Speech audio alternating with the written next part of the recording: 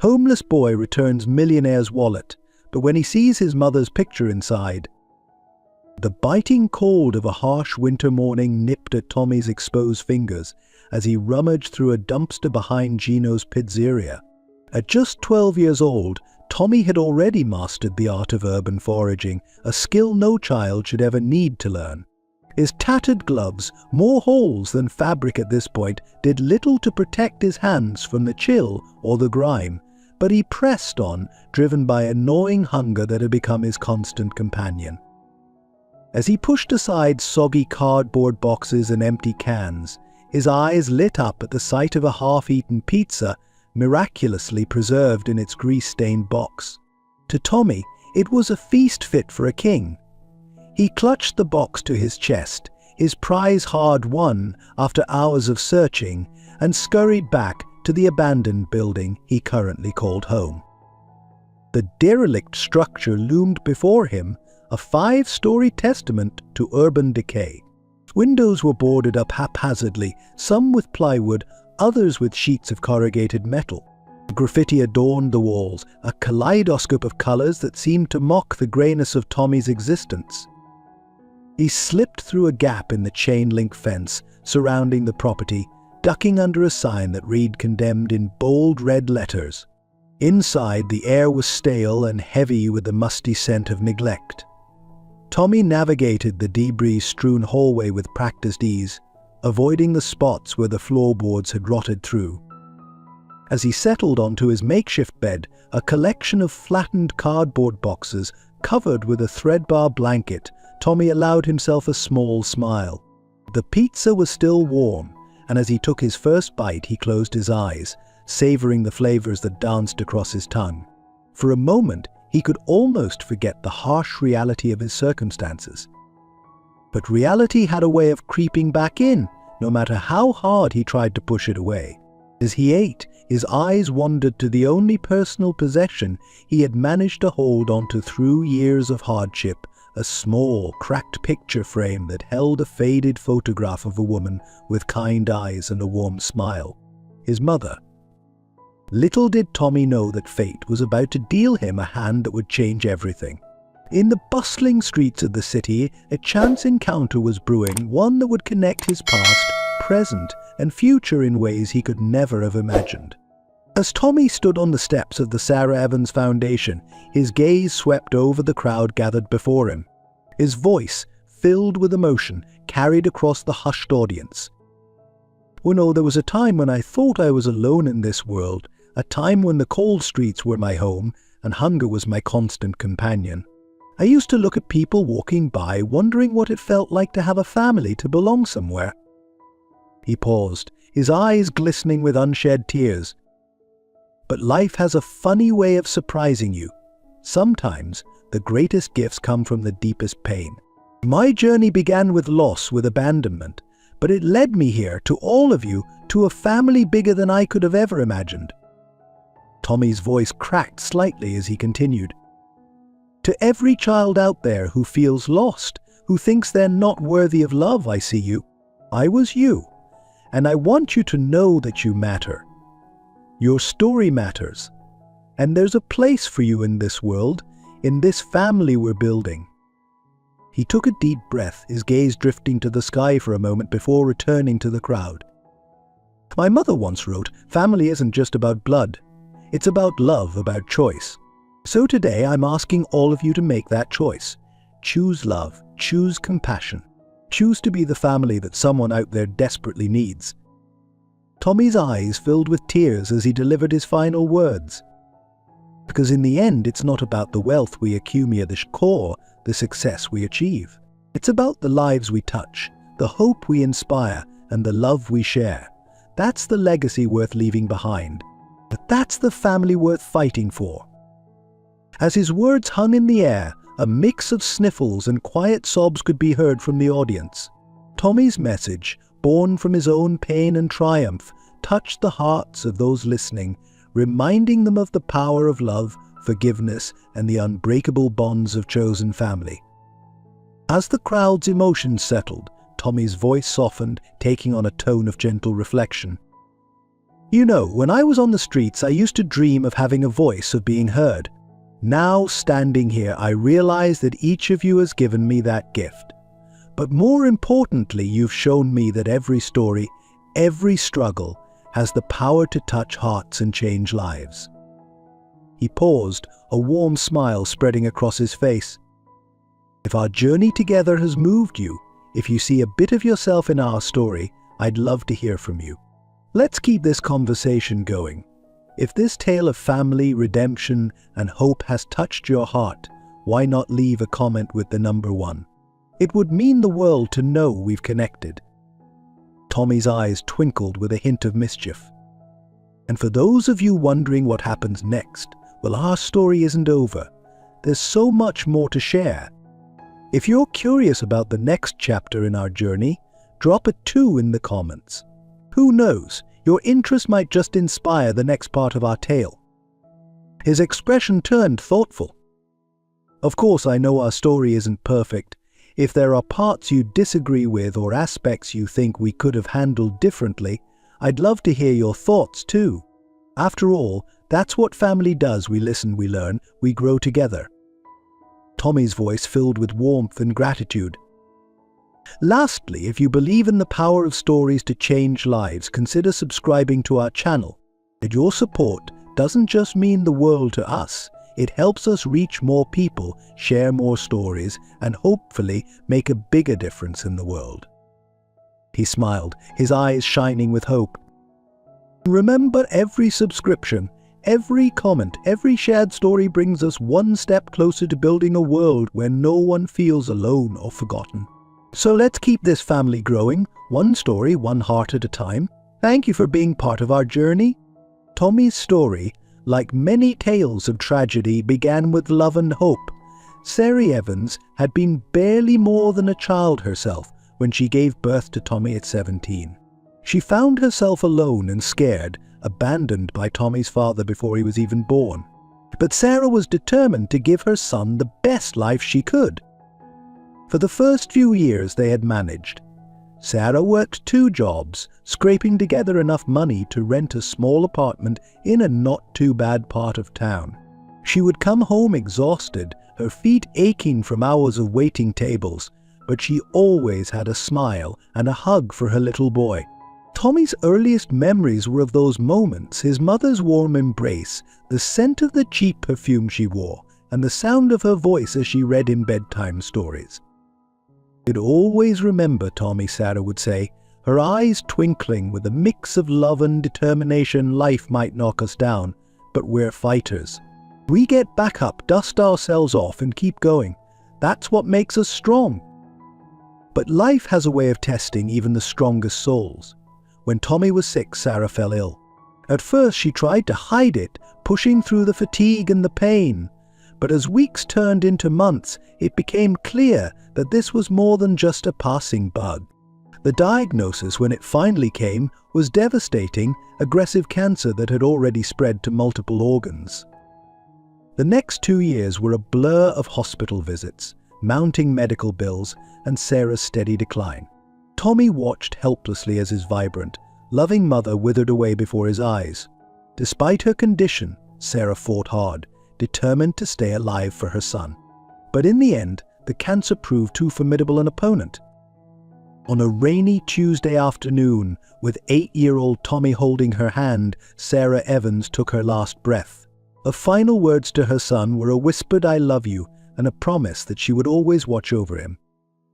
In the aftermath of Sarah's death, Tommy's world fell apart.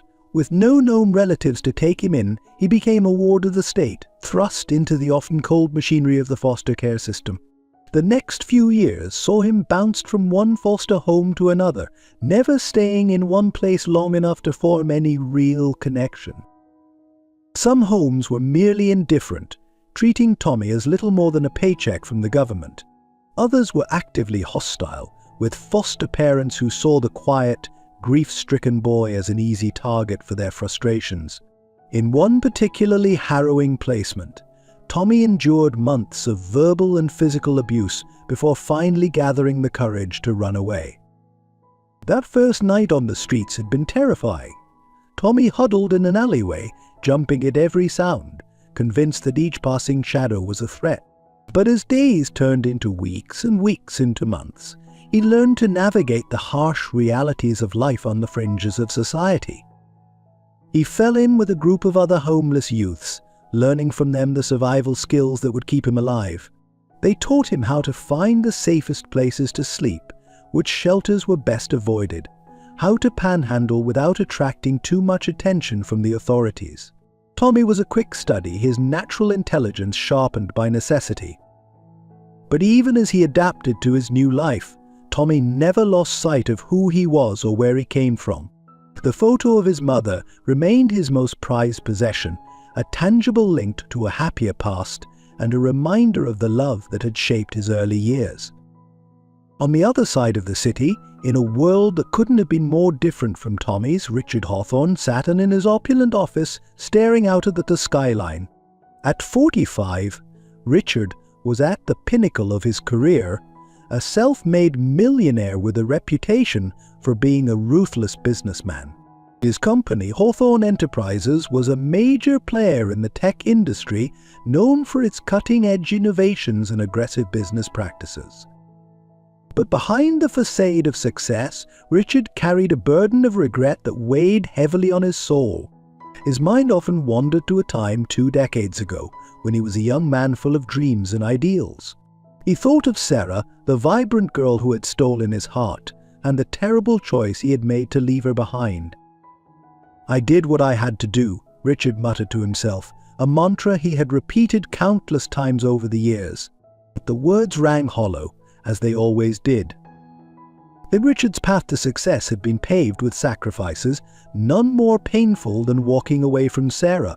His father, a stern and influential man, had made it clear that Richard's relationship with a girl from the wrong side of the tracks was unacceptable. The ultimatum had been simple: end things with Sarah or be cut off from the family and its resources.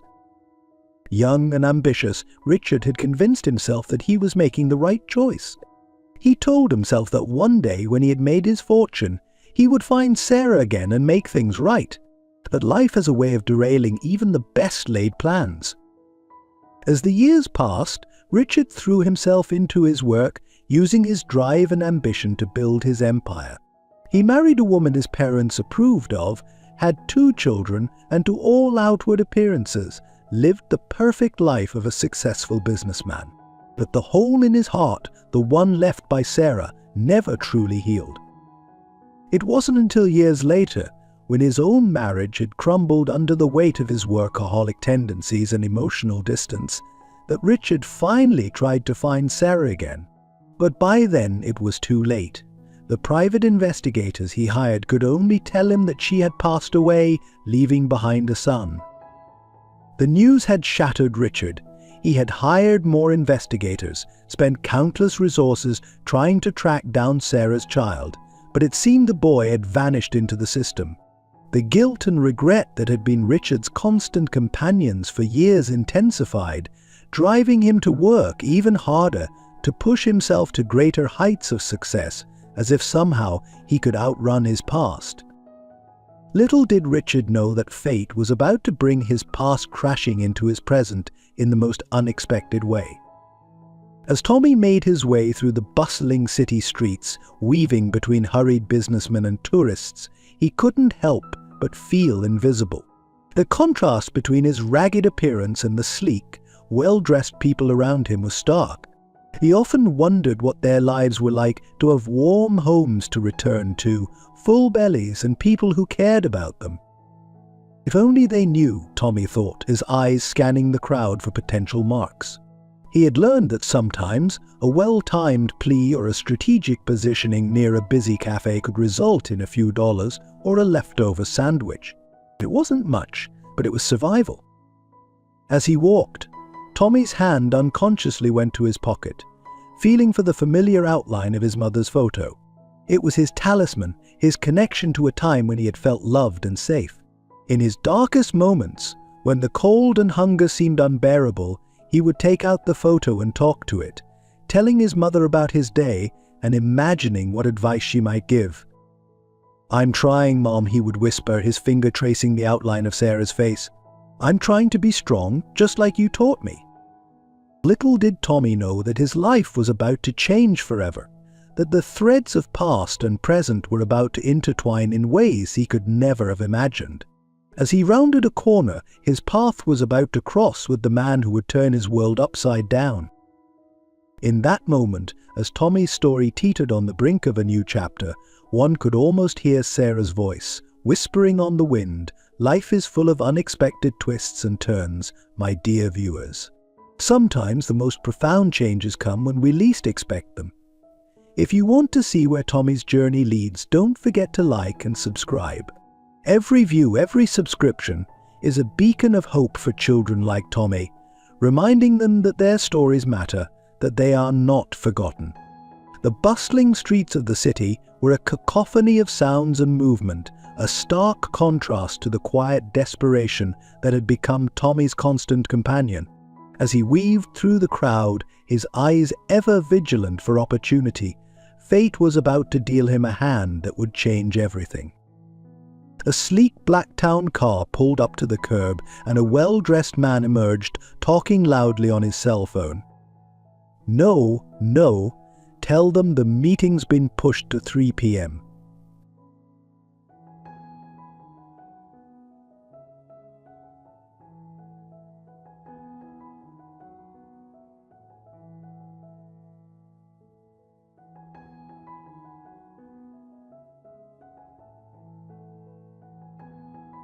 "I've got more important matters to attend to," the man barked into his phone. Tommy watched with mild interest as the man strode towards the entrance of a towering office building. He was tall and imposing, with salt and pepper hair and a face that looked like it had forgotten how to smile. Everything about him screamed wealth and power, from his tailored suit to his shiny leather shoes. Just as the man reached the revolving doors, a gust of wind whipped down the street. In that moment, several things happened at once. The man's grip on his phone loosened as he reached to steady his tie. The device slipped from his hand, clattering to the sidewalk, and from his coat pocket, dislodged by the sudden movement, a leather wallet tumbled out. The wealthy man, cursing under his breath, bent to retrieve his phone. In doing so, he failed to notice the wallet lying just a few feet away. Without thinking, Tommy sprang into action. His survival instincts, honed by years on the street, screamed at him to grab the wallet and run. It could mean food for weeks, maybe even a warm place to sleep, but something held him back. A memory of his mother's voice echoed in his mind, "Honesty, Tommy, it's all we truly have in this world." Before he could change his mind, Tommy darted forward, scooped up the wallet and called out, "Sir, sir, you dropped this." The man turned, his face a mask of surprise and suspicion as he saw the scruffy boy holding out his wallet. For a moment he seemed frozen in place, as if unable to comprehend what was happening. Then, slowly, he reached out and took the wallet from Tommy's outstretched hand. You're returning this to me?" the man asked, his voice a mix of disbelief and something else Tommy couldn't quite identify. Tommy nodded, already regretting his decision as his empty stomach growled in protest. "Yes, sir. It fell out of your pocket when you dropped your phone." The man stared at Tommy for what felt like an eternity, his piercing blue eyes seeming to look right through the boy. Then, to Tommy's utter astonishment, the stern face softened, and a hint of a smile tugged at the corners of the man's mouth. "What's your name, son?" he asked, his tone gentler now. "Tommy, sir. Tommy Evans." The man's eyebrows shot up at this, a look of shock crossing his features so quickly that Tommy almost thought he'd imagined it.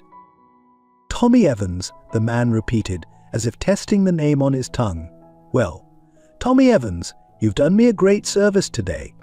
This wallet contains some very important documents. I'd like to reward you for your honesty." Before Tommy could protest, the man had pulled out a crisp $100 bill and was holding it out to him. It was more money than Tommy had seen in months. His hand trembled slightly as he reached for it, half expecting the man to snatch it away at the last second. But the bill was pressed into his palm, and Tommy's fingers closed around it reflexively. "Thank you, sir," he managed to stammer out. The man nodded, that almost smile playing on his lips again. "You're welcome, Tommy. Now, if you'll excuse me, I have a meeting to attend." With that, he turned and strode into the building, leaving a stunned Tommy standing on the sidewalk, clutching the $100 bill as if it might disappear at any moment. For several minutes, Tommy stood rooted to the spot, his mind whirling. He could buy food now. Real food, not just scraps from dumpsters. Maybe even get a new pair of shoes or a warmer coat. As he turned to head towards the nearest diner, a flash of white caught his eye. There, lying on the ground where the man had been standing, was a small rectangular piece of paper. Tommy bent to pick it up, thinking it might be another drop document he could return. But as he turned it over in his hands, his heart nearly stopped. It wasn't a document at all. It was a photograph, and staring back at him from the creased and faded image was a face he knew as well as his own, his mother's. Tommy's mind reeled. Why did this wealthy stranger have a picture of his mother? The photo was old, and Sarah as a young woman, perhaps not much older than Tommy was now. She was smiling, her arms wrapped around a young man Tommy didn't recognize. Questions flooded Tommy's mind, threatening to overwhelm him. Who was the man in the photo with his mother? Why did the wealthy businessman have this picture? And most importantly, what did it all mean? Tommy looked up at the towering office building, its glass facade reflecting the morning sun. Somewhere inside was a man who might have answers to questions Tommy hadn't even known he had. But how could he get to him? Would the man even want to talk to a homeless kid like him? As he stood there, torn between the urge to run and the desperate need for answers, Tommy didn't realize that his life was about to change forever. The threads of past and present were about to intertwine in ways he could never have imagined, setting in motion a chain of events that would unravel the mystery of his own identity and challenge everything he thought he knew about his past.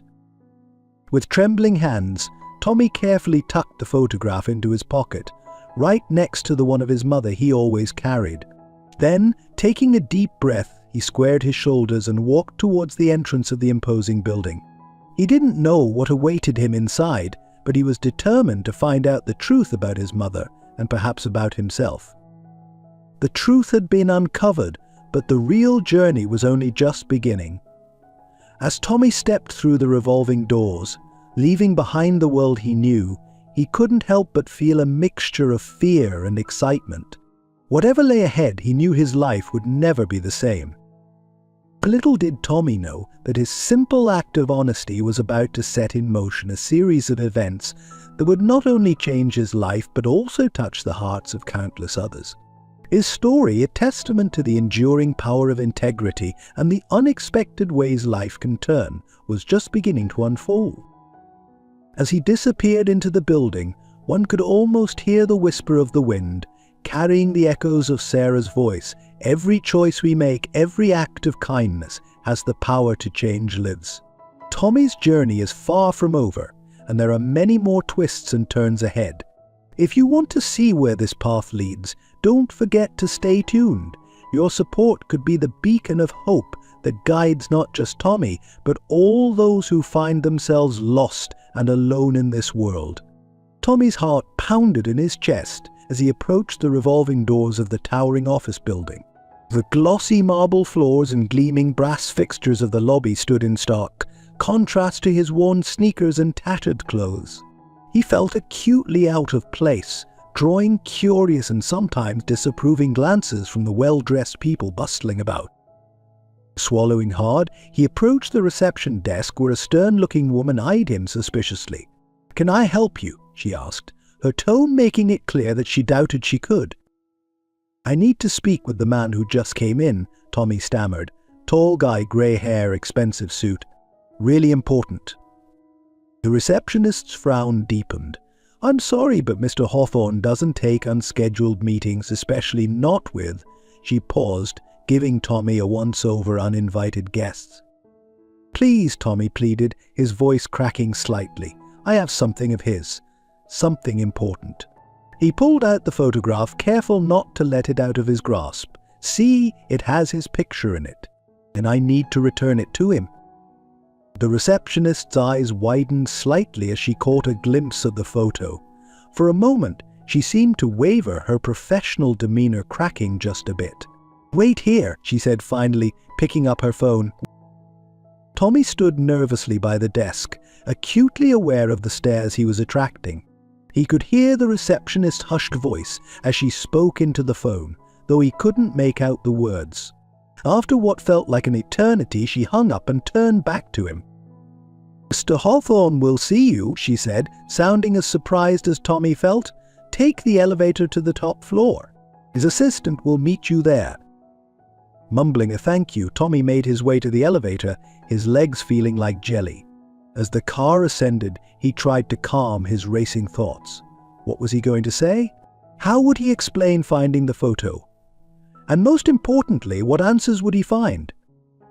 The elevator doors opened to reveal a plush hallway leading to a set of imposing double doors. A young woman in a crisp suit was waiting for him, her expression a mix of curiosity and concern. "This way, please," she said, leading Tommy to the doors. She knocked once, then opened them, ushering Tommy inside. The office was enormous, with floor-to-ceiling windows offering a breathtaking view of the city. But Tommy barely noticed any of it. His attention was fixed solely on the man standing behind a massive desk, Mr. Hawthorne, the stranger from the street who now held the key to Tommy's past. "So," Mr. Hawthorne said, his piercing blue eyes studying Tommy intently, "you found something else of mine, did you?" Tommy nodded, his mouth suddenly dry. With shaking hands, he pulled out the photograph and held it out. I found this on the sidewalk after you left. I thought you'd want it back." Mr. Hawthorne took the photo, his expression unreadable as he looked at it for a long moment. Silence filled the room. Then, with a deep sigh, the man sank into his chair, suddenly looking much older and more vulnerable than he had on the street. "I suppose," he said quietly, "that you recognize someone in this picture." Tommy nodded again. "My mother," he whispered, "the woman in the photo. That's my mom.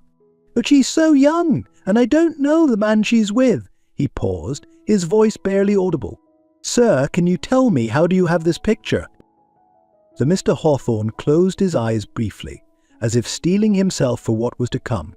When he opened them again, they were filled with a mixture of pain and resolution. "The man in that photo," he said slowly as me.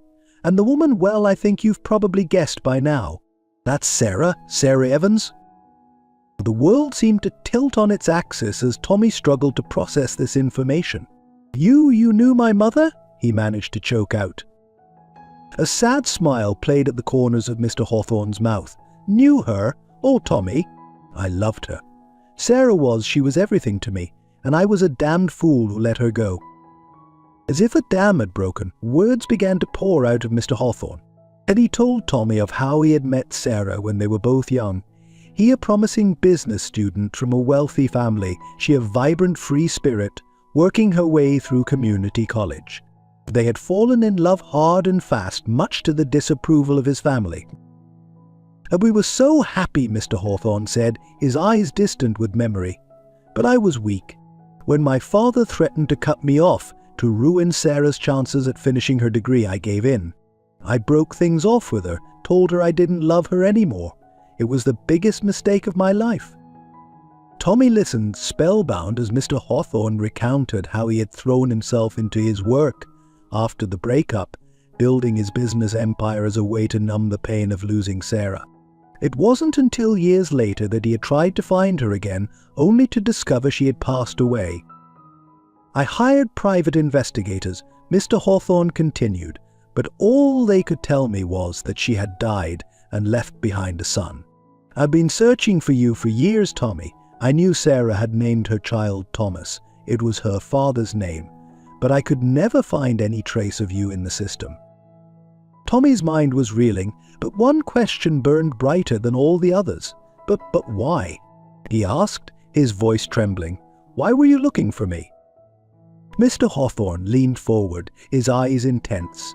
"Because, Tommy," he said, his voice barely above a whisper, "I'm your father." And the words hit Tommy like a physical blow. He staggered back a step, his legs threatening to give out beneath him. Mr. Hawthorne, his father, quickly came around the desk, guiding Tommy to a chair. "I know this is a lot to take in," he said gently, "and I know I have no right to expect anything from you. But I want you to know that I'm here now and I'm not going anywhere. Whatever you need, time, space, anything, just tell me.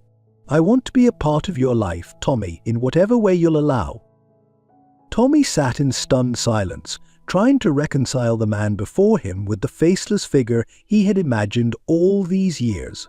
Part of him wanted to lash out, to scream and rage against the unfairness of it all. Another part yearned desperately for the connection he had been missing for so long. I don't know what to say," Tommy finally managed, his voice hoarse. "All these years I thought I never knew." Mr. Hawthorne nodded, understanding in his eyes. "I can't imagine what you've been through, Tommy, and I know I can never make up for not being there, but if you're willing, I to try to make things right. To get to know you, to be the father I should have been from the start." As Tommy sat there, grappling with the enormity of what had just been revealed, a flurry of emotions washed over him. Anger, confusion, hope, fear. He thought of his mother, of the struggles they had faced together, of the years of loneliness and hardship that followed her death. And he thought of the man before him, the stranger who was his father, who had caused so much pain but now offered a chance at what? Redemption. A family. The silence stretched between them, heavy with unspoken words and years of lost time. Finally, Tommy looked up, meeting Mr. Hawthorne's anxious gaze. I don't know if I can forgive you," he said honestly. "Not yet. But I think I'd like to try to understand. To know the whole story." Relief flooded Mr. Hawthorne's features. "That's all I can ask for," he said softly. "Thank you, Tommy."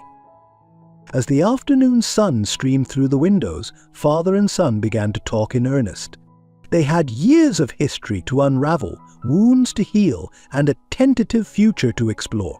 Neither of them knew exactly where this path would lead, but for the first time in a very long time, both Tommy and Mr. Hawthorne felt a spark of hope for what lay ahead. The truth had been uncovered, but the real journey was only just beginning. As they talked, neither of them noticed the ghost of a smile that seemed to play across the face of the young woman in the old photograph, Sarah Evans, watching over her son and the man she had once loved as they took their first steps towards becoming a family. The days following Tommy's unexpected reunion with his father were a whirlwind of emotions and adjustment. Mr. Hawthorne, or Richard as he had asked Tommy to call him, had immediately insisted that Tommy come to live with him. The transition from the streets to a luxurious penthouse apartment was jarring, to say the least. Tommy's first night in his new room, he barely slept. The bed was too soft, the silence too complete. He found himself on the floor, wrapped in a blanket, his back pressed against the wall, a habit born from years of needing to protect himself while he slept. The ghosts of his past weren't so easily banished by Egyptian cotton sheets and memory foam mattresses. Every morning, Tommy would wake up disoriented, momentarily panicked by the unfamiliar surroundings. It took time for reality to set in, that he was safe, that he had a roof over his head, that he didn't need to worry about where his next meal was coming from. The abundance of food in the kitchen was overwhelming. After years of scrounging and rationing, the idea that he could eat whenever he was hungry seemed almost decadent. School was another challenge entirely. Richard had enrolled Tommy in a prestigious private school, determined to give him every opportunity. Tommy, who had been out of formal education for years, felt hopelessly behind. The other students, with their designer clothes and expensive gadgets, seemed to inhabit a different world entirely. In class, Tommy struggled to keep up, the gaps in his education glaringly apparent. He spent hours each night poring over textbooks, trying desperately to catch up. The frustration often brought him to tears, but he was too proud to ask for help, too afraid of disappointing Richard. The social aspect of school was equally daunting. Tommy's classmates, curious about the new student with the mysterious background, alternated between fascination and cruel gossip. He overheard whispers in the hallways, speculation about where he had come from, why he sometimes flinched at loud noises, why he hoarded food in his locker. One particularly difficult day, a group of boys cornered Tommy in the locker room. "Hey, street rat," one of them taunted, "is it true you used to eat out of dumpsters?" Tommy felt his face burn with shame and anger. Before he knew what was happening, his fist had connected with the boy's jaw. The resulting fight left both of them bruised and bloody, and Tommy suspended for a week.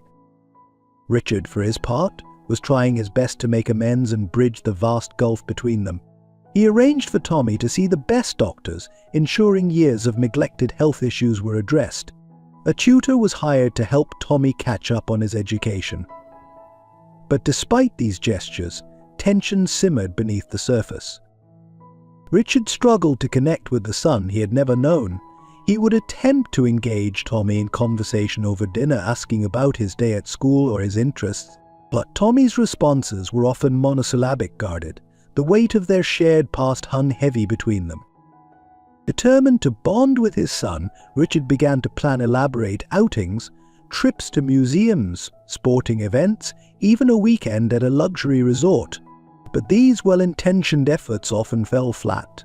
Tommy, overwhelmed by the opulence and still adjusting to his new reality, found it difficult to enjoy these experiences fully. One Saturday, Richard decided to take a different approach. He cancelled their planned trip to an art gallery and instead suggested they spend the day in the park near their apartment. To Tommy's surprise, Richard produced a worn baseball glove and ball from a bag. "I used to play catch with my father in this park," Richard explained, a hint of wistfulness in his voice. "I thought maybe, would you like to try?" Tommy hesitated, then nodded. As they tossed the ball back and forth, something shifted. The rhythmic thwack of the ball hitting their gloves filled the silence that usually stretched between them. Gradually, Tommy began to relax, and conversation started to flow more naturally. As the afternoon wore on, Richard shared stories from his own childhood, the pressure he had felt to live up to his family's expectations, the regrets that had shaped his life.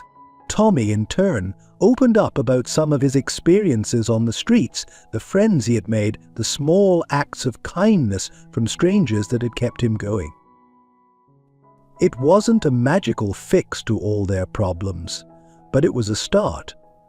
From that day on, their catch sessions in the park became a regular occurrence, a neutral ground where they could slowly get to know each other.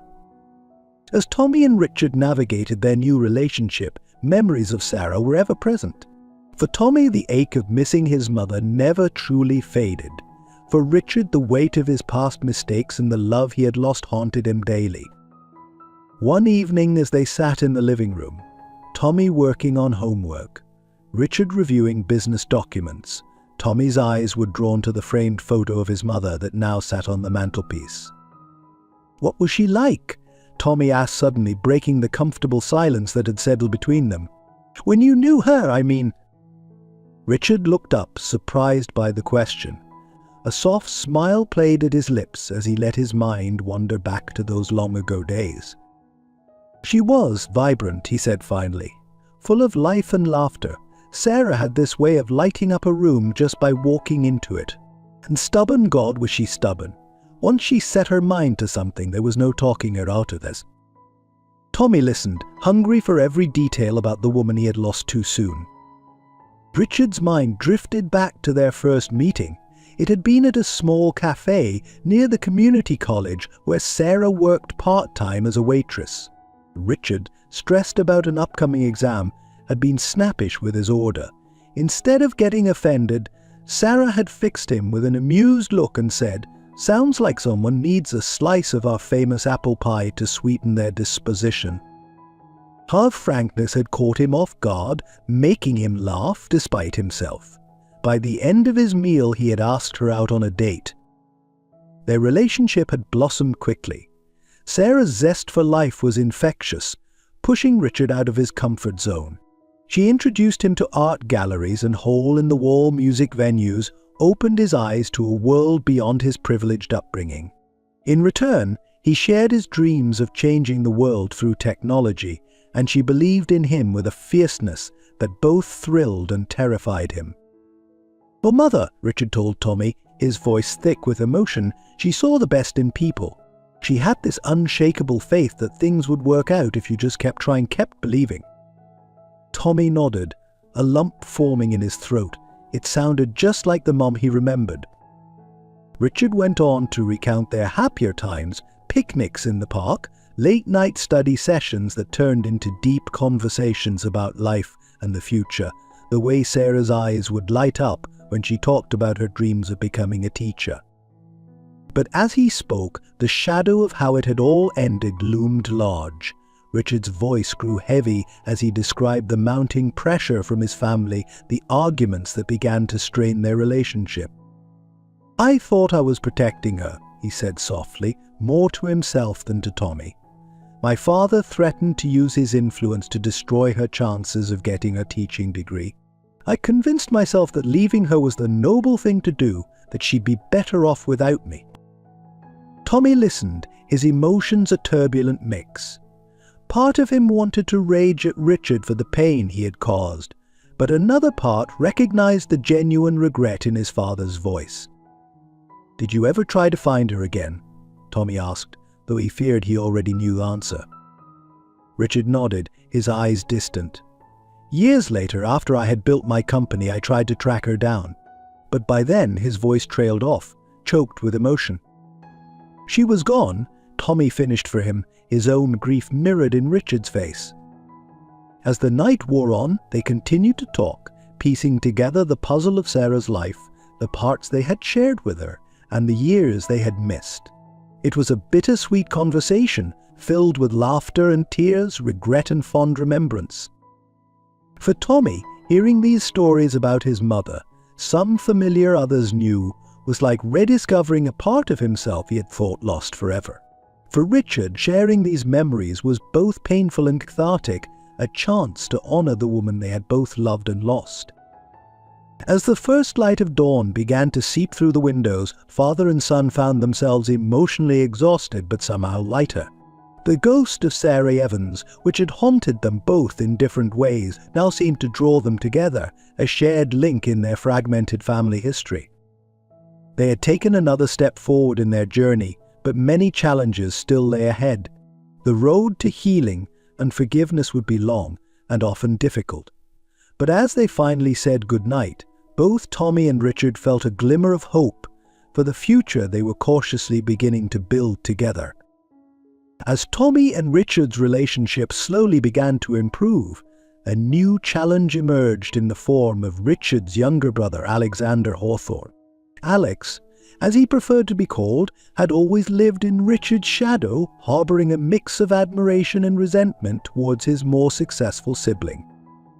When news of Tommy's existence and sudden integration into Richard's life reached Alex, he was immediately suspicious and hostile. At the first family gathering following Tommy's arrival, Alex made his feelings clear. "So this is the long-lost heir," Alex drawled, eyeing Tommy with undisguised contempt. "Convenient timing, isn't it? Show up just when Richard's at the peak of his success." Tommy, already feeling out of place in the opulent Hawthorne family mansion, felt his face burn with a mixture of shame and anger. Richard, sensing the tension, quickly intervened. "Alex, that's enough," he said firmly. "Tommy is my son, and he's part of this family now." But Alex wasn't easily deterred. Over the following weeks, he began a subtle campaign to undermine Tommy's position in the family. He would casually bring up Tommy's background at business dinners, watching with satisfaction as potential partners and clients reacted with shock and poorly concealed disdain. "It's just so inspiring," Alex would say, his voice dripping with false sincerity, "how Richard has taken in this street urchin. It's like something out of a Dickens novel, isn't it?" Tommy, already struggling with feelings of inadequacy and imposter syndrome, found his confidence further eroded by Alex's constant jabs and insinuations. He began to withdraw, questioning his place in this new world. Richard, torn between his love for his son and his loyalty to his brother, initially tried to mediate the situation. But as Alex's behavior became more blatant, Richard was forced to confront the growing rift in his family. The situation came to a head at a charity gala hosted by Hawthorne Enterprises. Alex, emboldened by a few glasses of champagne, cornered Tommy away from the main crowd. "Listen, kid," he hissed, all pretense of civility gone. "I don't know what kind of game you're playing, but it won't work. The Hawthorns have worked too hard to build our reputation to have it tarnished by some gutter rat with a sob story. Why don't you do everyone a favor and disappear back to whatever alley you crawled out of?"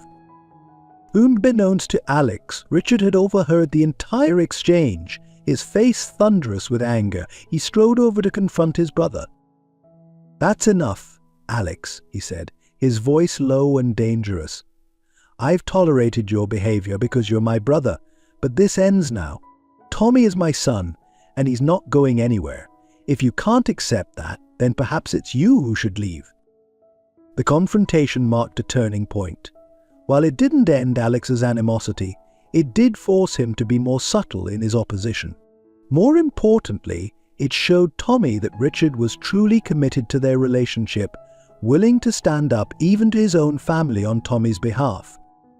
However, Alex's presence remained a constant source of tension, a reminder that not everyone was willing to accept Tommy's place in the Hawthorne family. His opposition would continue to be a significant obstacle in Tommy's journey to find his place in this new world. Amidst the challenges of adapting to his new life and dealing with family tensions, an unexpected bright spot emerged for Tommy. It began innocuously enough, during an art class at his new school. Tommy had never had much exposure to art.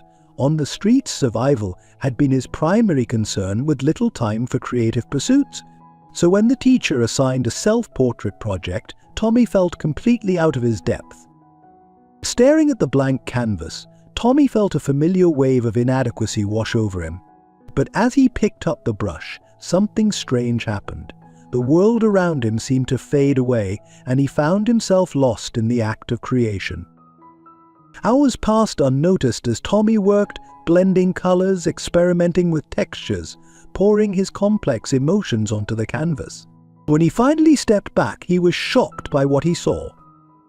The portrait that emerged was raw and powerful. It showed not just his physical features, but somehow captured the essence of his journey, the hardship, the resilience, the glimmer of hope. In the background, shadowy figures hinted at his past life on the streets, while a warm light seemed to be dawning on the horizon. His teacher, Mrs. Chen, was stunned by the result. "Tommy," she said, her voice filled with awe, "this is extraordinary.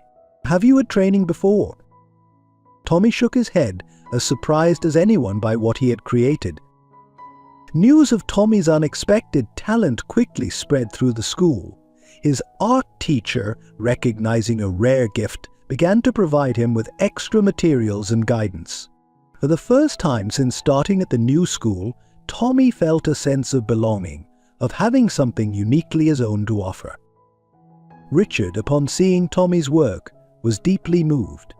He immediately arranged for a section of Tommy's room to be converted into a small studio, stocked with high-quality art supplies.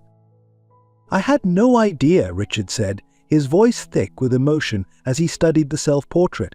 "Tommy, this is incredible. You have a real gift." For Tommy, art became more than just a hobby.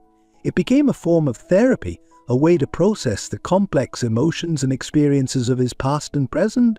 Through his paintings, he could express things he struggled to put into words, his memories of life on the street, his complicated feelings about his newfound family, his hopes and fears for the future. As Tommy's skills developed, his art began to attract attention beyond the school. A local gallery owner, intrigued by the young artist's unique perspective, offered to include some of Tommy's pieces in an upcoming exhibition featuring emerging artists. The night of the exhibition was a turning point for Tommy. As he stood in the gallery, surrounded by people admiring his work, he felt a newfound sense of confidence and purpose. His past, which had once been a source of shame, now informed his art in a way that touched people deeply. Even Alex, attending the exhibition out of family obligation, seemed taken aback by the power of Tommy's paintings. For a brief moment, a flicker of grudging respect crossed his face as he studied a particularly poignant piece depicting life on the streets. For Richard, seeing his son's talent recognized was a proud moment, but also a bittersweet one. He couldn't help but think of Sarah, and how she would have beamed with pride at their son's accomplishment. Your mother was always the artistic one, Richard told Tommy as they left the gallery that night. She used to sketch all the time, little doodles in the margins of her notebooks, beautiful landscapes when we'd go for walks in the park. I think she'd be so proud to see how you've found your own way to express yourself through art. Tommy nodded, feeling a connection to his mother that went beyond memories and old photographs. Through his art, he felt like he was carrying on a part of a legacy, channeling her creativity and passion into something beautiful and meaningful. As Tommy continued to develop his artistic skills, it became clear that this hidden talent was more than just a hobby. It was a path forward, a way to bridge the gap between his past and his present, and a means of carving out his own identity within the Hawthorne family legacy. His journey was far from over and many challenges still lay ahead, but with a paintbrush in his hand, Tommy felt better equipped to face whatever the future might hold, one brushstroke at a time. The tension that had been simmering beneath the surface of the Hawthorne family finally boiled over on a crisp autumn evening. The occasion was Richard's annual charity gala, a high-profile event attended by the city's elite. Tommy, still adjusting to the glittering world of high society, felt out of place in his tailored suit, a stark contrast to the threadbare clothes he'd worn just months ago. As Tommy nervously sipped a glass of sparkling water, trying to blend into the background, he overheard snippets of conversation that made his stomach churn. "I heard he was living on the streets," one woman whispered behind her champagne flute. "Can you imagine? Richard Hawthorne's son, a common beggar," her companion replied with a mix of fascination and disgust. Tommy's cheeks burned with shame and anger. He was about to retreat to a quiet corner when he felt a hand on his shoulder. It was Richard, his face creased with concern. "Are you all right, son?" he asked softly. Before Tommy could respond, Alex's voice cut through the ambient chatter. "Well, if it isn't our resident Cinderella story," he drawled, approaching with a predatory smile. "Tell me, Tommy, how are you enjoying your rags to riches fairy tale?" Richard's grip on Tommy's shoulder tightened. "That's enough, Alex," he warned, his voice low. But Alex, emboldened by alcohol and long simmering resentment, pressed on. "Oh, come now, brother. Surely our young ward here is proud of his humble origins. After all, it's what makes his story so inspirational." The last word dripped with sarcasm. Tommy felt his hands clench into fists, his nails digging into his palms. The room seemed to spin around him, faces blurring into a sea of judgment and mockery. "I said that's enough," Richard's voice boomed, silencing the nearby conversations. "Tommy is my son, and he deserves your respect." Alex's eyes narrowed. "Your son? Please, Richard, we all know this is just your latest project, your attempt to assuage your guilt over abandoning his mother. How long before you tire of playing savior and send him back where he came from?" The words hit Tommy like a physical blow. All the doubts and insecurities he'd been battling came rushing back.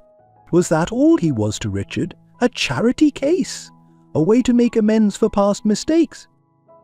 Unable to bear it any longer, Tommy pushed past the stunned onlookers and fled the ballroom. He ran through the mansion's winding corridors, his vision blurred by unshed tears, until he found himself in Richard's study. Surrounded by the trappings of wealth and success, Tommy felt more out of place than ever. His eyes fell on a framed photo on Richard's desk, the same one he'd found that fateful day on the street. His mother's smiling face looked back at him, and something inside Tommy broke. With a cry of anguish, he swept his arm across the desk, sending papers and trinkets crashing to the floor. The sound of shattering glass barely registered as he sank to his knees, sobs racking his body. He didn't know how long he stayed there, lost in his grief and anger before he heard footsteps approaching. Looking up, he saw Richard standing in the doorway, his face a mask of concern and regret. "Tommy," Richard began, his voice thick with emotion. "Is it true?" Tommy interrupted, his voice raw. "Am I just a project to you? A way to make yourself feel better?" Richard's face crumpled. He crossed the room and knelt beside Tommy, heedless of the broken glass. "No, Tommy. God, no. You're my son. My flesh and blood. I know I've made terrible mistakes, but loving you, that's the most real thing in my life." Tommy wanted to believe him, but years of disappointment and abandonment had built walls around a built. "How can I trust you?" he whispered. "How do I know you won't send me away when things get tough?" Richard was silent for a long moment, his eyes glistening with unshed tears. Then he reached into his pocket and pulled out a small velvet box. "I've been waiting for the right moment to give you this," he said softly, opening the box to reveal a simple silver ring. "It was your mother's. I gave it to her the night I asked her to marry me." Tommy's breath caught in his throat as Richard continued, "I was a coward back then. I let my father's threats and my own fears drive me away from the best thing that ever happened to me. I've regretted it every day since." He took a deep breath. "But I'm not that man anymore, Tommy. I'm not running away this time. You're my son, and I'm here to stay no matter what." The sincerity in Richard's voice broke through Tommy's defenses. He reached out with trembling hands and took the ring, a tangible link to the mother he'd lost and the father he was just beginning to know. As they sat there among the wreckage of the study, a tentative understanding began to form between them. It wasn't a magical fix to all their problems, but it was a start, a foundation upon which they could build. Their moment of connection was interrupted by a commotion from the hallway. Alex's voice, slurred with drink, grew louder as he approached. "Where is he? Where's the little upstart?" Richard's face hardened. He stood, placing himself between Tommy and the door. "Stay here," he said firmly. "It's time I dealt with this once and for all." As Richard strode out to confront his brother, Tommy could hear their heated exchange echoing through the halls. The voices rose and fell, occasionally punctuated by the gasps of shocked partygoers. "You're choosing him over your own family," Alex's incredulous voice carried clearly. "What he is my family," Richard replied, his tone leaving no room for argument. "And if you can't accept that, then perhaps it's time you reconsidered your place in this family." The silence that followed was deafening. Tommy held his breath, scarcely daring to believe what he'd heard. After a few moments, he heard the sound of retreating footsteps and muffled conversations as the party guests began to disperse. Richard returned to the study, looking weary but resolute. "It's done," he said simply. "Alex won't be troubling us anymore." Tommy stared at him in disbelief. You chose me? Over your brother?" Richard's expression softened as he looked at Tommy. "I made the mistake of choosing family obligations over love once before. I won't make that mistake again." He paused, his voice thick with emotion. "You're my son, Tommy. Nothing and no one is more important to me than that." As the reality of Richard's words sank in, Tommy felt something shift inside him. The walls he built around his heart began to crumble, and for the first time since he'd entered this new world, he felt like he truly belonged. The aftermath of the gala marked a turning point for both Tommy and Richard. The public confrontation had brought their family drama into the open, and the tabloids had a field day with the story of the long-lost heir and the family feud. But rather than shy away from the publicity, Richard made a bold move. He called a press conference, standing proudly with Tommy by his side. "Yes, my son's path to this family was unconventional," Richard addressed the sea of reporters. "But his journey is a testament to his strength and resilience. I am proud to call him my son and the future of Hawthorne Enterprises." As cameras flashed and reporters shouted questions, Tommy felt a mix of anxiety and a strange new feeling, pride. For so long he'd been ashamed of his past, trying to hide where he came from. But standing there with Richard, he realized that his experiences, both good and bad, had shaped him into who he was. In the weeks that followed, Tommy threw himself into his new role with renewed determination. He started accompanying Richard to business meetings, soaking up knowledge about the company he would one day inherit. But Tommy also made it clear that he wouldn't simply follow in Richard's footsteps. Drawing on his experiences on the streets, he proposed a new initiative for Hawthorne Enterprises, a program to provide job training and opportunities for homeless youth. "We have the resources to make a real difference," Tommy argued passionately in a board meeting, "to give kids like me a chance at a better life." Richard, watching his son with pride, was the first to back the proposal. "This is the future of our company," he declared. "Not just making profits, but making a difference in our community." As the Hawthorne Enterprises Youth Initiative took shape, Tommy found himself traveling back to the neighborhoods he once called home. But this time he wasn't scrounging for his next meal, he was offering hope and opportunity to kids who reminded him so much of himself. One day, as Tommy was leaving a youth center where he'd been speaking to a group of teenagers, he felt a tug on his sleeve. Turning, he saw a young girl, no more than 14, looking up at him with a mixture of hope and suspicion. "Is it true?" she asked, her voice barely above a whisper.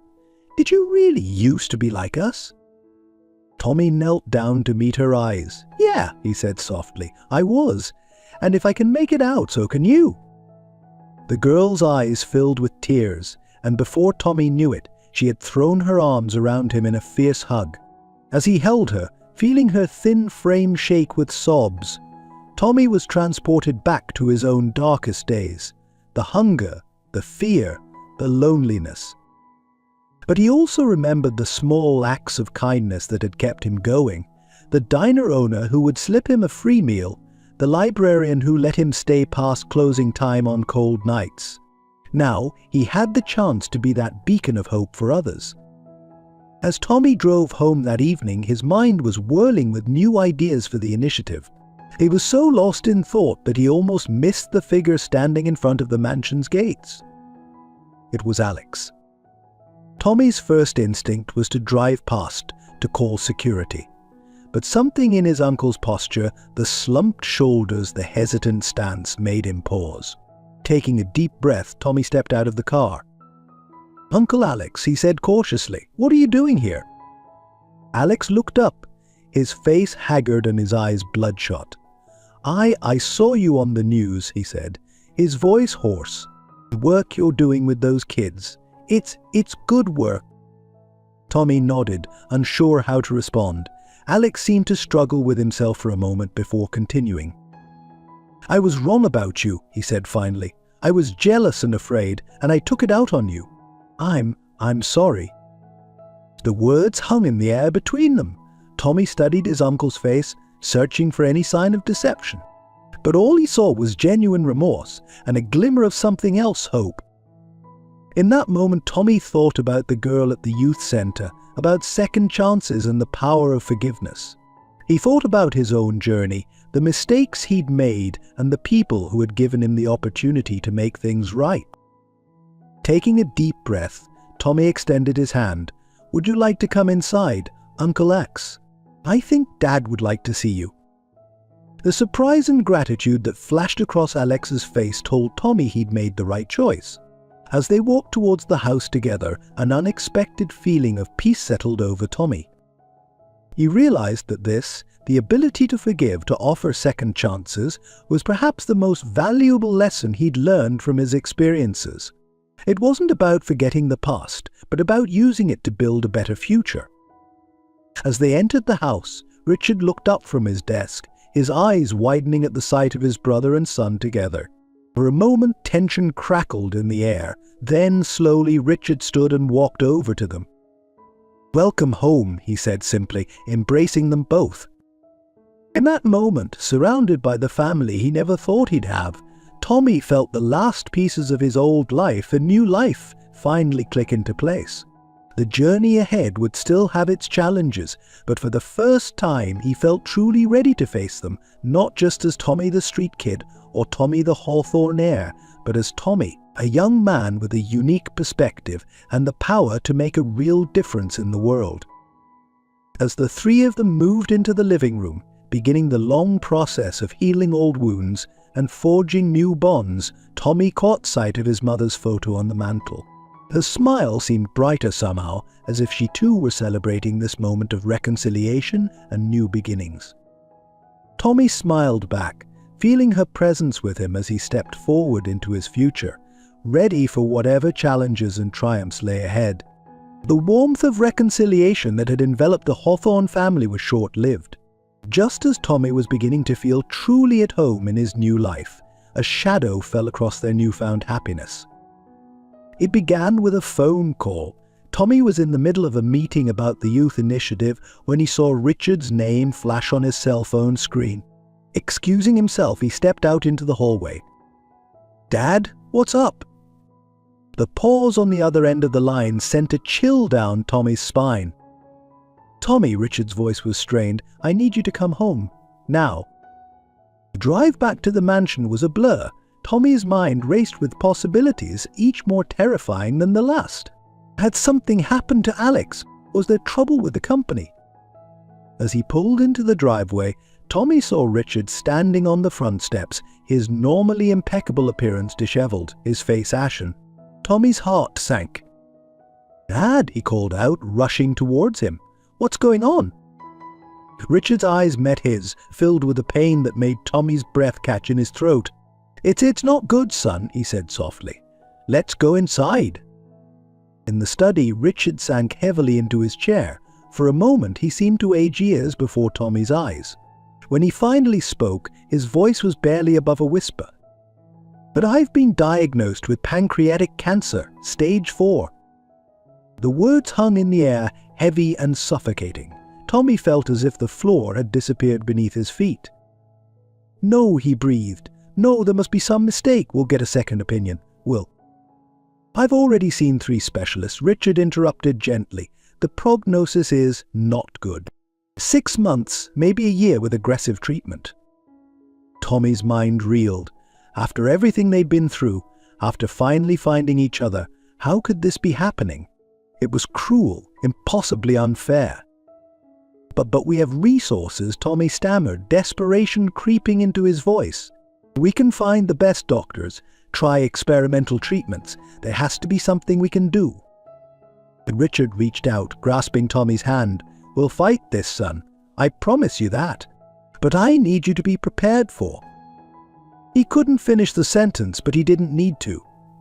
The unspoken reality hung between them. As the initial shock began to wear off, Tommy felt a familiar anger rising within him. It was the same anger that had kept him alive on the streets, that had driven him to survive against impossible odds. But now it felt hollow, impotent in the face of this invisible enemy. "It's not fair," he whispered, his voice breaking. "We've only just found each other. I can't lose you too." Richard pulled Tommy into a fierce embrace. "I know, son, I know. But listen to me.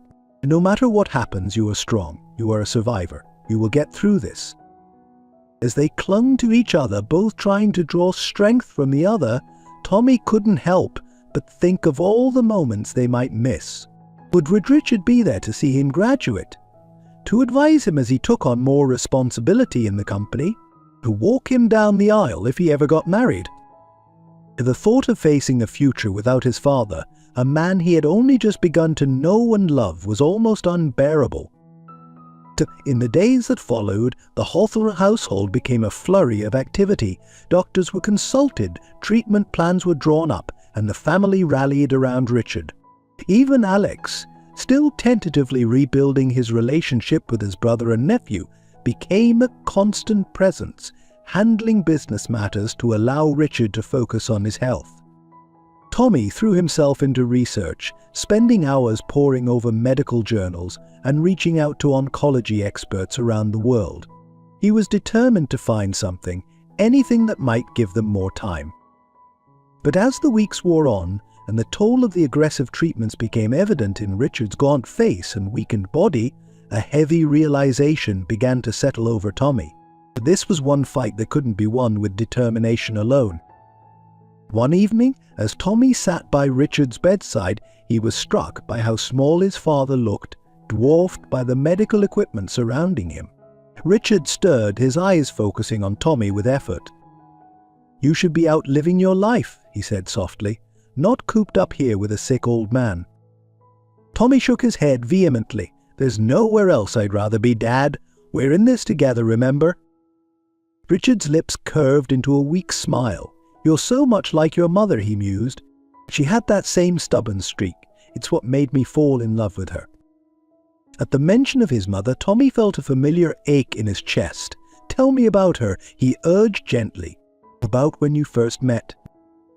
But as Richard began to recount the story, his voice grew stronger, his eyes lighting up with the memory. Tommy listened intently, drinking in every detail, storing away these precious moments. It was during one of these storytelling sessions that Richard broached a subject that had been weighing on his mind. "Tommy," said, his tone serious, "we need to talk about the future. About what happens after." "Dad, don't," Tommy interrupted, not ready to face the reality of what was coming. But Richard pressed on. "You need to hear this, son. The company, the foundation, it will all be yours. I know it's a lot of responsibility, but I believe in you. You have a vision, a passion for helping others that will take Hawthorne Enterprises to new heights." Tommy felt the weight of his father's words, the enormity of the legacy he was being asked to carry. "I don't know if I can do it without you," he admitted, his voice barely above a whisper. Richard reached out, grasping Tommy's hand with surprising strength. "You can and you will. You're stronger than you know, Tommy. You've overcome so much already. This is just another challenge, albeit a big one." As he looked into his father's eyes, seeing the unwavering faith there, Tommy felt something shift inside him. The anger and despair that had been his constant companion since the diagnosis began to give way to a steely resolve. "I won't let you down, Dad," he promised, his voice thick with emotion. "I'll make you proud." Richard's smile was tinged with both pride and sadness. "You already have, son, more than you could ever know." As the days turned into weeks, and weeks into months, Tommy watched his father's condition deteriorate. But even as Richard's body weakened, his spirit remained strong. He used every ounce of his remaining energy to impart wisdom, share stories, and prepare Tommy for the challenges that lay ahead. One particularly difficult evening, as Tommy helped Richard back to bed after a grueling round of treatment, he was struck by a sudden, overwhelming wave of grief. The reality of what was happening, of the limited time they had left, hit him with full force. "I'm not ready," Tommy choked out, tears streaming down his face. "I'm not ready to say goodbye." Richard, summoning strength from some hidden reserve, pulled Tommy close. "Oh, my boy," he whispered, his own eyes glistening. "I'm not really leaving you. I'll always be with you in here." He placed a hand over Tommy's heart. "But there's so much I still need to learn from you," Tommy protested. "So much we haven't done together." Richard's voice was gentle but firm. "You've learned the most important things already, Tommy. You've learned to be strong, to be compassionate, to use your experiences to help others. The rest you'll figure out as you go. That's what life is all about." As Tommy clung to his father, he thought about the journey that had brought them to this point. From the lonely, angry boy on the streets to the young man he was now, ready to take on the responsibility of continuing his father's legacy. It hadn't been an easy road, but every step had led him here, to this moment of both heartbreak and profound love. In that moment, as if speaking directly to those watching their story unfold, Richard's voice took on a tone that told her wisdom. "You see, sometimes life doesn't give us as much time as we'd like. But it's not about the quantity of time we have, it's about what we do with it. Tommy and we've made every moment count, and that's what I want all of you to do too. Don't wait to tell the people you love how you feel. Don't put off your dreams. Live each day as if it might be your last, because one day it will be." Tommy, caught off guard by his father's words, looked up. "Dad?" Richard smiled softly. "Just sharing some wisdom, son. You never know who might need to hear it." As they sat there, father and son, facing an uncertain future together, there was a sense of peace that settled over them. They had found each other against all odds. They had built a relationship stronger than either of them could have imagined. And though their time together was being cut short, the impact they had on each other's lives would last forever. "Remember, Tommy," Richard said softly, "our story isn't ending. It's just changing. And who knows, maybe somewhere out there, someone will hear about us and be inspired to make a change in their own life, to reach out to a long-lost family member, or to give back to their community. Our journey might be just one small part of a much bigger story." Tommy nodded, wiping away his tears. "You're right, Dad, and we'll make sure that story is one worth telling." As the night deepened around them, Tommy and Richard continued to talk, to share, to simply be together. And though the shadow of what was to come loomed large, there was also a sense of hope. An hope that their story, their love, would continue to touch lives long after they were gone. In that quiet room, as a father and son faced the ultimate goodbye, there was a message for all those watching: cherish every moment, fight for what matters, and never underestimate the power of love to transform lives. For in the end, it's not about how long we have, but how deeply we live and love in the time we're given. As the Hawthorne family grappled with Richard's declining health, an unexpected turn of events was about to shake their world once again. It began with a letter delivered to the mansion on a crisp autumn morning. Tommy, who had taken to sorting through the mail to spare his father the effort, frowned at the unfamiliar handwriting on the envelope. It was addressed to Richard with no return address. Something about it made Tommy's heart race, though he couldn't explain why. He brought the letter to Richard's study, where his father was reviewing some company documents. "Dad," Tommy said, holding out the envelope, "this came for you today." Richard looked up, his brow furrowing as he took the letter. As he opened it and began to read, Tommy watched his father's face transform. Shock, disbelief, and something that looked like hope flashed across his features. "Dad," Tommy asked, worry creeping into his voice, "what is it?" Richard looked up, his eyes wide. "Tommy," he said, his voice barely above a whisper, "you have a sister." The words hung in the air, impossibly heavy. Tommy felt as if the floor had disappeared beneath his feet. "What?" he managed to choke out. How is that possible?" Richard's hands trembled as he held out the letter. "It's from a woman named Claire. She says she's your mother's cousin. And she's been raising your half-sister Lily for the past 15 years. Tommy's mind reeled as he tried to process this information. A sister. He had a sister. But how? Why didn't we know about her before? Richard's face was a mask of regret and pain. "According to Claire, Sarah found out she was pregnant just after I left. She didn't tell me. She was scared, hurt, she didn't think I'd want to know." The implications of this revelation hit Tommy like a physical blow. All those years on the streets, all the loneliness and hardship, he'd had family out there all along.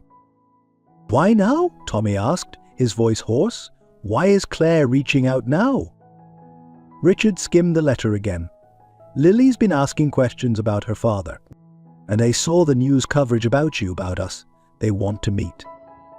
Tommy sank into a chair, his head spinning. A sister, another piece of his mother, another connection to the past he'd thought lost forever.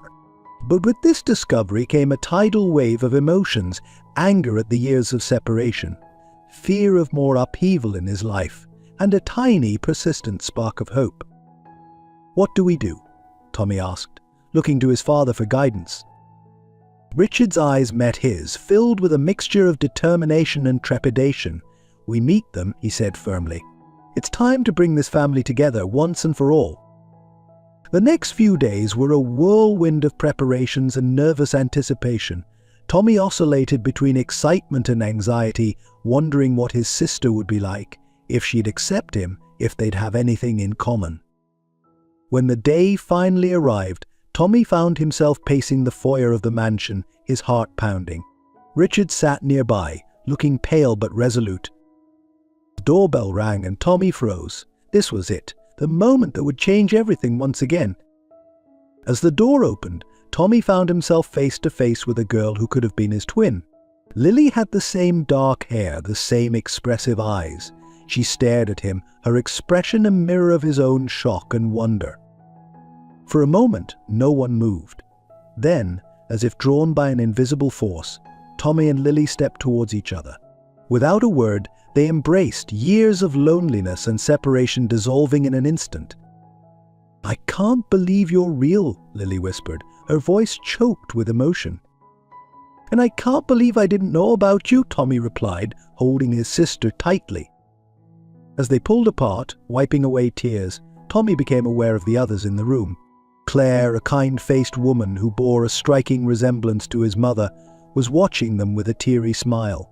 And Richard had risen from his chair, his eyes fixed on Lily with a mixture of awe and regret. "You look just like her," Richard said softly, his voice trembling, "just like Sarah." Lily turned to him, her expression guarded but curious. You're my father?" Richard nodded, taking a tentative step forward. "I am. And I'm so sorry I wasn't there for you. For both of you." The next few hours were a blur of explanations, apologies and shared memories. Claire produced a box of old photos and letters, pieces of Sarah's life that Tommy had never seen before. As they pored over these treasures, Tommy felt as if he was rediscovering his mother all over again. One item in particular caught his eye, a small leather-bound journal. "What's this?" he asked, picking it up. Claire's eyes softened. That was Sarah's diary. She kept it during her pregnancy with Lily. I think you both should read it." With trembling hands, Tommy opened the journal. His mother's familiar handwriting filled the pages, and he began to read aloud. "My dearest children, if you're reading this, it means that somehow, some way, you've found each other. I pray that day comes, though I know the road ahead will be difficult.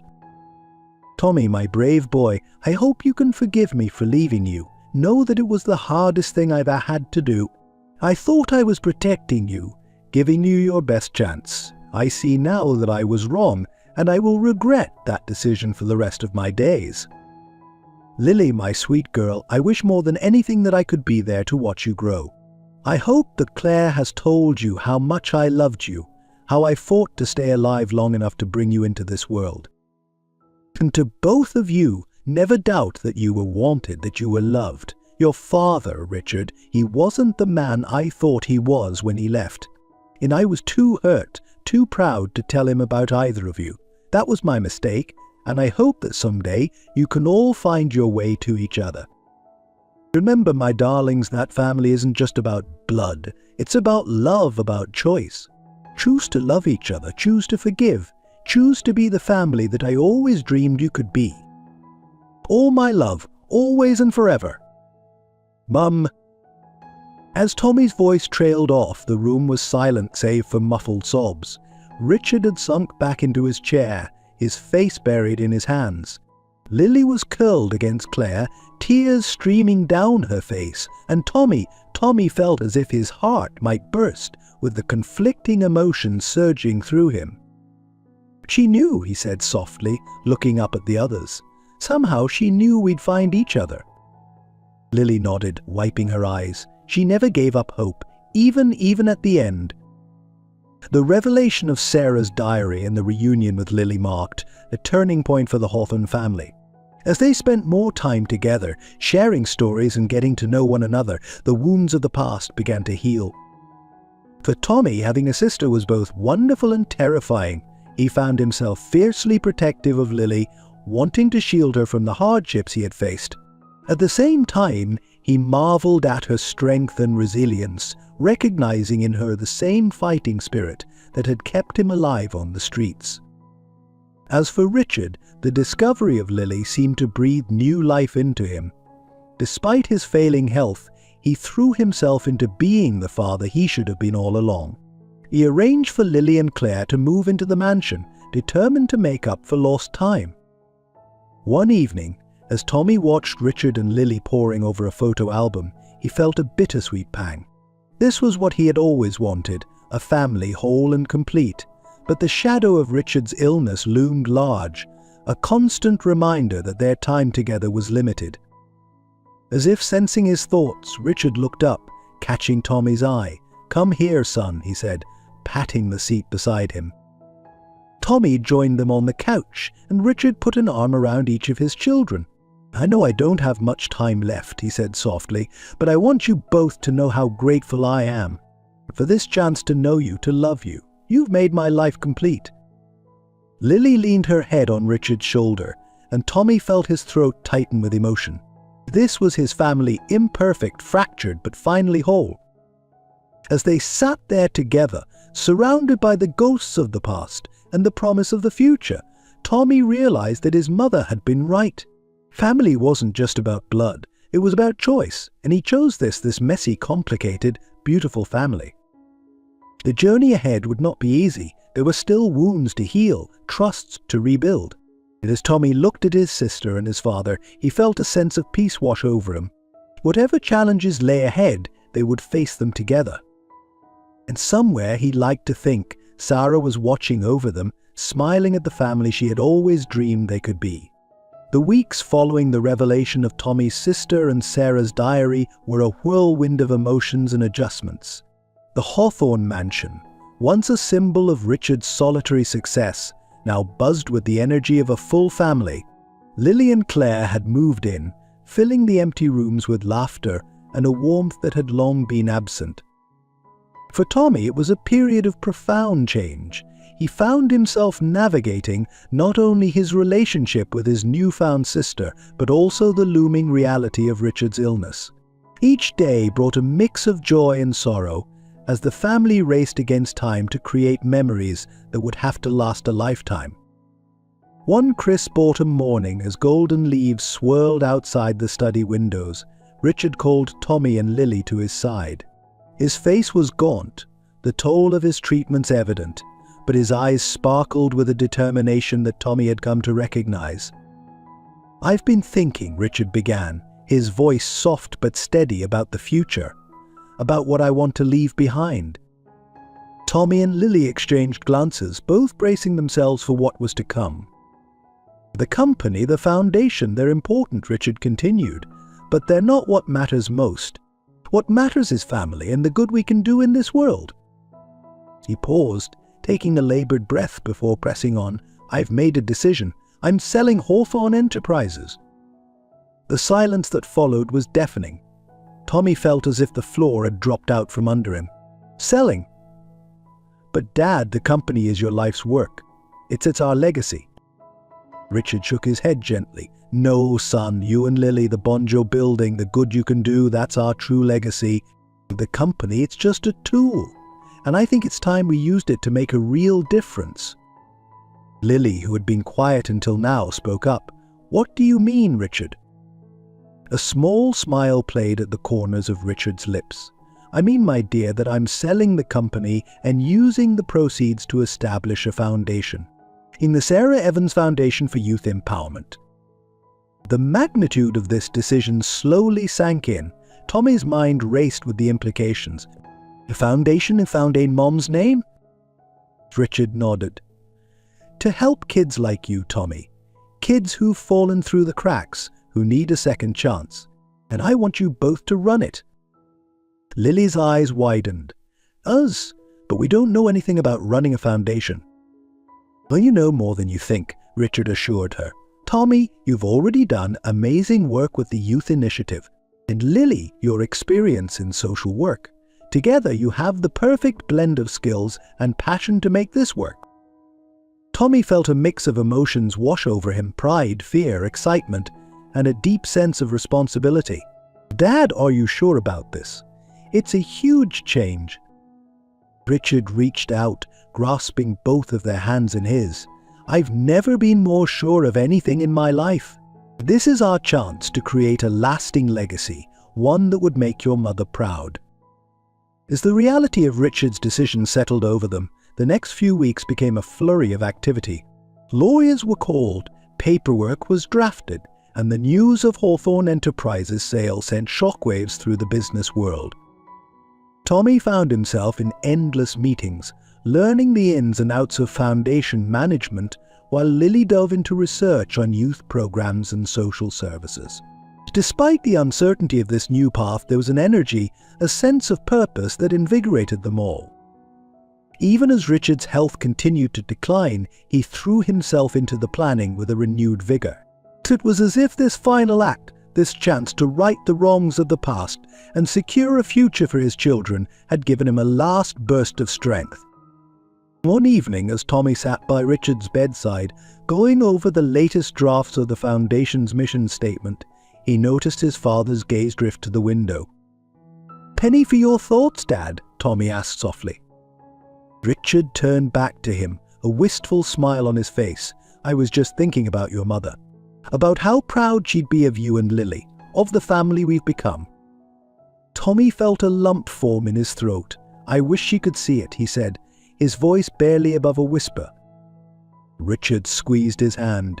"She can, son. I believe that with all my heart. And I believe she's been guiding us all along, bringing us together in ways we never could have imagined." So the days wore on. Richard's condition worsened.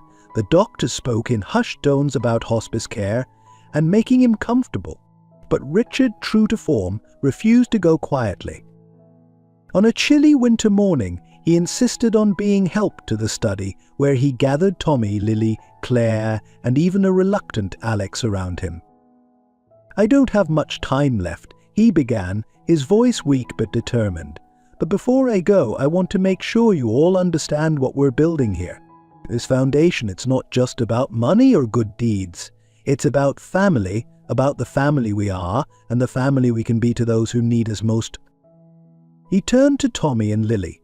"You two, you're the heart of this. Your experiences, your compassion, that's what will make this foundation truly special. Don't ever lose sight of that." To Claire, he said, "Thank you for being there for Lily when I couldn't be, for keeping Sarah's memory alive. You're as much a part of this family as any of us." And finally to Alex, "Brother, I know we've had our differences, but I'm asking you now to be there for Tommy and Ladlida, to help guide them. They'll need your business acumen, your experience. Can you do that for me?" Alex, his eyes glistening with unshed tears, nodded solemnly. "I will, Richard, I promise." As Richard looked around at the faces of his family, a sense of peace seemed to settle over him. "This," he said softly, "this is what matters.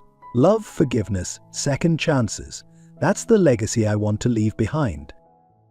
In the days that followed, as Richard's strength ebbed, the family rallied around him. Tommy and Lily took turns sitting by his bedside, reading to him from Sarah's diary or sharing their plans for the foundation. Even in his weakened state, Richard would offer advice, his years of business experience providing invaluable insights. It was on a quiet evening, as the first snow of winter fell softly outside, that Richard Hawthorne took his last breath. Tommy and Lily were by his side, each holding one of his hands. His final words, barely audible, were, "I'm proud of you both. So proud." The loss hit Tommy like a physical blow. Despite knowing it was coming, despite all the preparations, he felt adrift, lost without the father he had only just begun to know. But as he looked at Lily, saw the same pain and determination mirrored in her eyes, he knew they would get through this together. The funeral was a subdued affair attended by business associates, friends, and the many people whose lives Richard had touched in his final months. As Tommy stood to deliver the eulogy, he felt the weight of all they had been through, all they had overcome. "My father," he began, his voice steady despite the emotion threatening to overwhelm him, was a complicated man. He made mistakes, as we all do. But in the end, he taught me the most valuable lesson of all, that it's never too late to change, to make amends, to build the family and the life you want.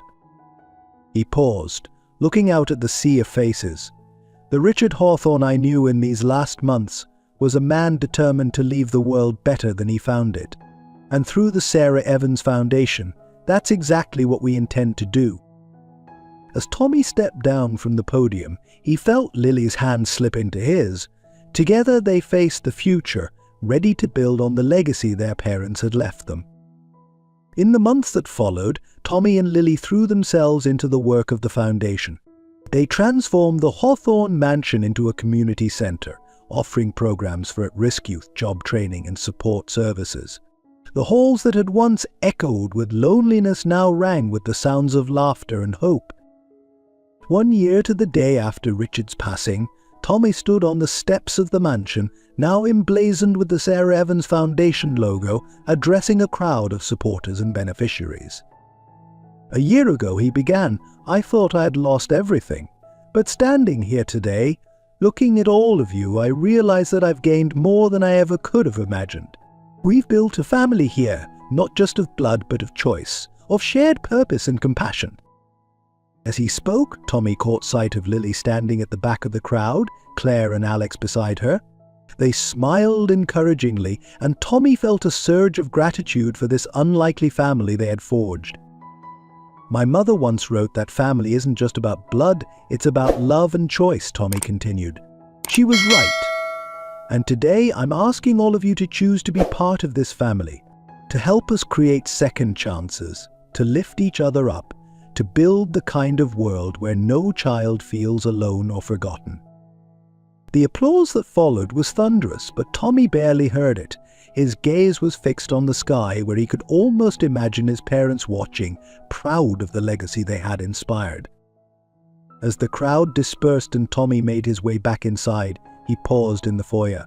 The portraits of Richard and Sarah hung side by side, watching over the home that had become so much more than just a house. "We did it, Mom and Dad," Tommy whispered. "We found our way back to each other. And we're just getting started." With a smile, Tommy turned and walked deeper into the house, ready to face whatever challenges lay ahead. For he knew now that he was never truly alone.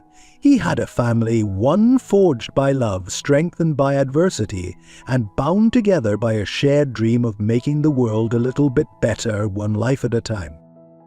As they joined Lily in the study to review the day's events, Tommy couldn't help but feel that this was just the beginning of a new chapter, not just for them, but for all the lives they would touch through their work.